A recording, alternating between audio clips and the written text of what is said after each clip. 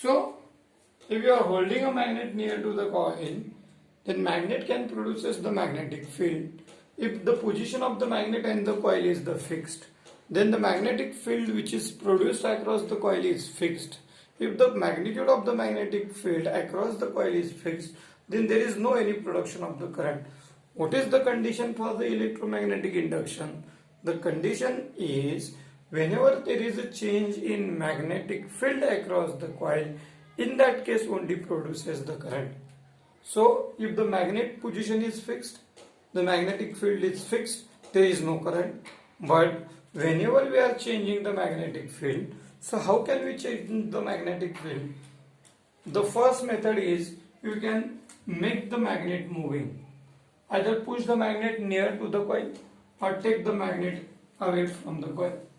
If you are continuously taking the magnet near to the coil or taking away from the coil, if you are changing the position of the magnet continuously, then magnetic field across the coil also change, and that product change in magnetic field can produce a current in the coil. So that can produces the current in the coil, and that current can be detected by using the galvanometer. The magnitude of the current is very small, and this is the basic principle for the electric generator. So what is the principle? Do you understood?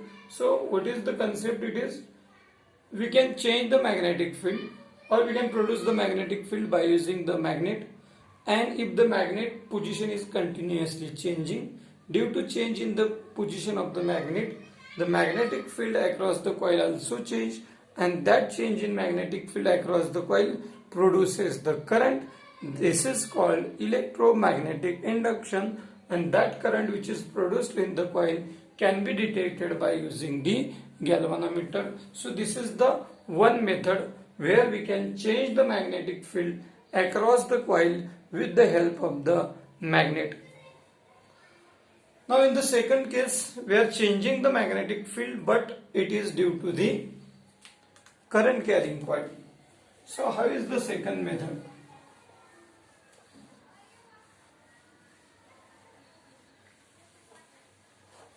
So what is the second method? Suppose we have a large coil with number of insulation coating on it. So this is called, we can call it as a primary coil. So this is a one coil. This coil is connected to the external battery and also connected to the key. Now we can connect it another coil. We have another coil. We can call this coil as a secondary coil, which is connected to the galvanometer only. This coil is connected to the galvanometer. We can call this coil as a secondary coil. We can call this coil as a primary coil. The size of the primary coil is comparatively larger than that of the secondary coil. So the primary coil is connected to the battery, combination of the cell. What will happen if the current will flowing through the conductor? Primary coil. If the current will start flowing through the primary coil according to magnetic effect of electric current, the magnetic field is produced across the coil. The magnetic field is produced across the coil. Whenever there is a current flowing through the coil, it produces the magnetic field, but the magnitude of the field is constant. But suppose if you vary the current flowing through the coil with the help of the battery, suppose if you are increasing the voltage or decreasing the voltage continuously, in that case the current flowing through the coil also change, and if the current flowing through the coil change, which produces the magnetic field whose magnitude also change. Now we can change the magnetic field, magnitude of the magnetic field with the help of the battery by changing the current. If the current flowing through the coil change, then it produces the magnetic field whose magnitude also change, and in that magnetic field there is a secondary coil. So this secondary coil is in the magnetic field of primary coil, and if the magnetic field produced by the primary coil changes, which is across the secondary coil, the magnetic field also change, which produces the current or EMF into the coil. That EMF or current can be detected by galvanometer. So galvanometer will give some deflections that shows that the current is produced across the secondary coil. So magnetic field can be produced by using two different methods. Either we can change by using a pure magnet, or we can change the magnetic field by using the principle called magnetic effect of electric current. If there is a change in magnetic field across the coil, then which produces the induced EMF or current in the coil. The current produced in this coil without battery is called induced current. What is the name of the current? It is called induced current.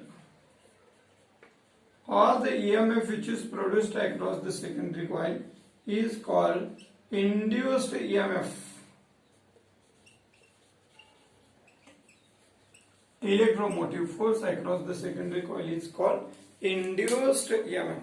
So this is about the basic of the electromagnetic induction. This principle is also used in the construction of transformer. Now what will happen? Now there is a law which gives the explanation for electromagnetic induction. The law is called Faraday's law. What is the Faraday's law? There are two laws for Faraday.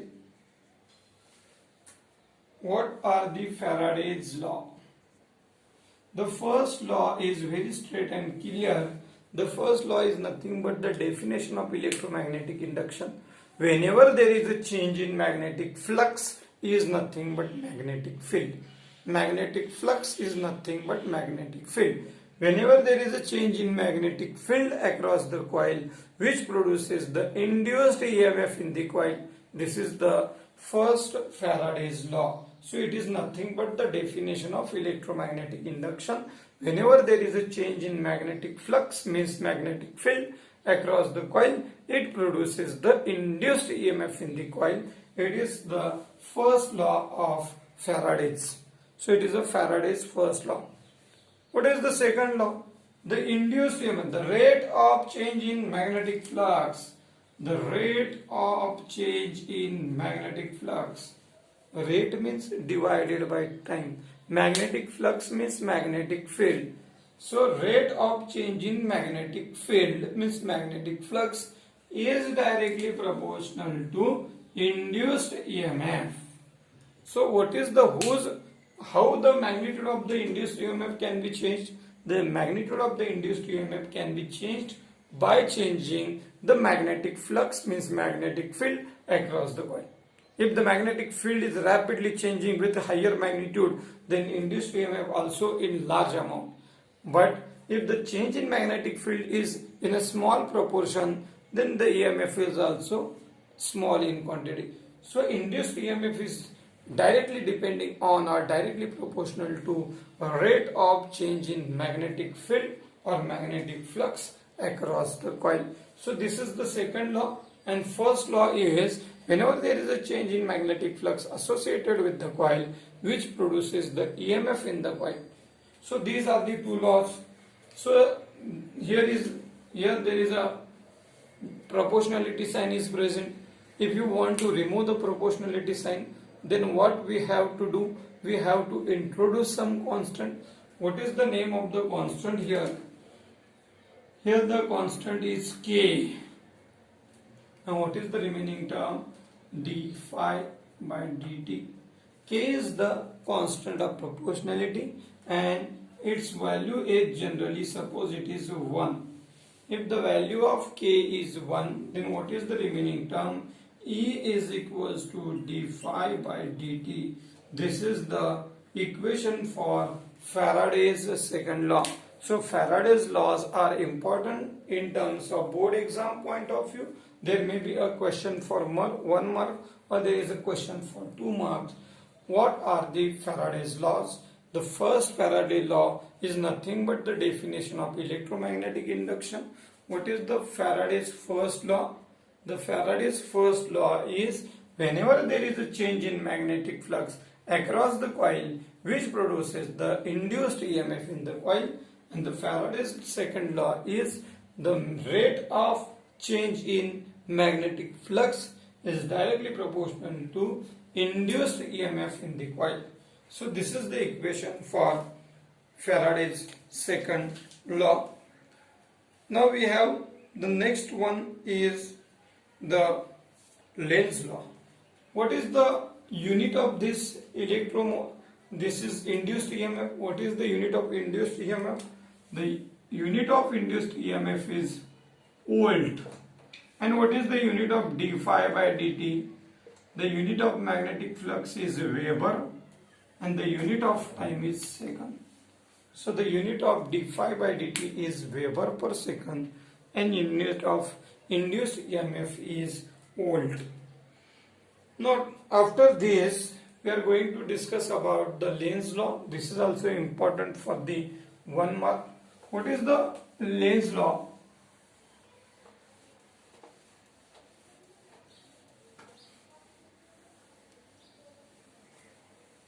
So we have seen about the Faraday's laws.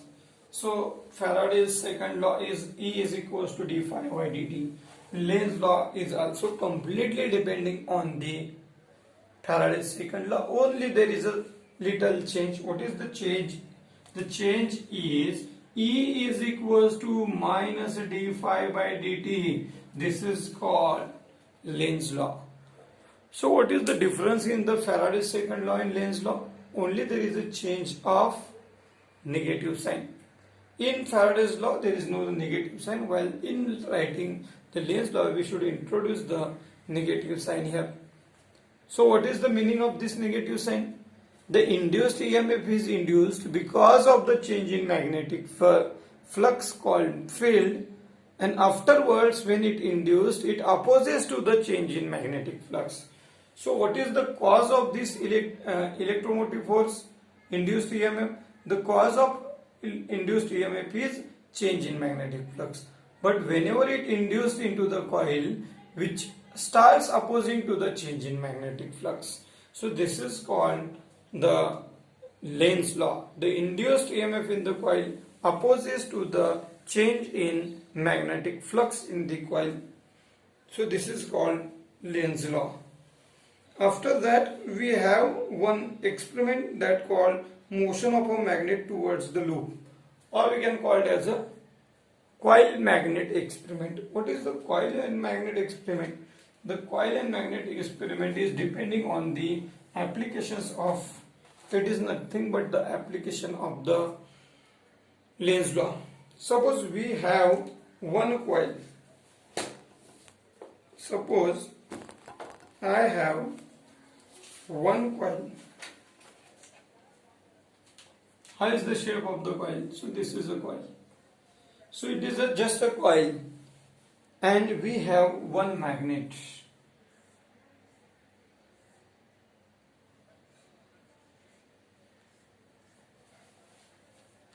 In first case and in second case, what is the difference? In both the case, the difference is about the position of the magnet. So this is the coil and these are the magnets. In the first case, suppose you are taking the magnet near to the coil. If you are taking the magnet towards the coil, whenever you are taking the magnet towards the coil, the magnetic field across the coil change, which produces the current in the coil. That current is called induced current, but the direction of the current is exactly anti-clockwise. Means the current produced in the coil try to goes away from the magnet. Whenever you are taking the magnet close to the or near to the coil, the magnetic field across the coil change, that produces the current which flows away from the magnet. So the part of the magnet near to the coil behaves like a north pole. So there is a north pole repulsion. So current flows in the anti-clockwise sense. While in the second part, what will happen if you are taking the magnet Suppose if you are taking the magnet away from the coil, what will happen? If you are taking the magnet away from the coil, the magnetic field across the coil change, that produces the current in the coil, but direction of the current in this case is exactly opposite to the previous case, that is current flows in the clockwise sense. So what happens here? Here the part of the coil near to the magnet behaves like a south pole. So there is a south pole, north pole attraction. So current try to attract towards the magnet. So current flows in the clockwise sense. In the first, when you are taking the magnet near to the coil, current flows in the anti-clockwise sense. Why? Because the part of the coil near to the magnet behaves like a north pole. North pole repulsion. Current flows in the anti-clockwise sense. In the second case, part of the coil near to the magnet, because you are taking the magnet away from the coil. In that case, part of the coil near to the magnet behaves like a south pole, north pole, south pole attraction. So current flows in the clockwise sense. So this is the difference between these two cases, where in the first case current flows in the anti-clockwise sense, while in the second case the current flows in the clockwise sense. This is the application of the Faraday's law. Now what is the next topic? So today we have seen that what is the electromagnetic induction. Whenever there is a change in magnetic flux called magnetic field across the coil, which produces the current in the coil. Then next is energy conservation in a Lenz law. So induced EMF can be generated by using two different methods. How we can generate the induced EMF? The first method is, it is called self-induction.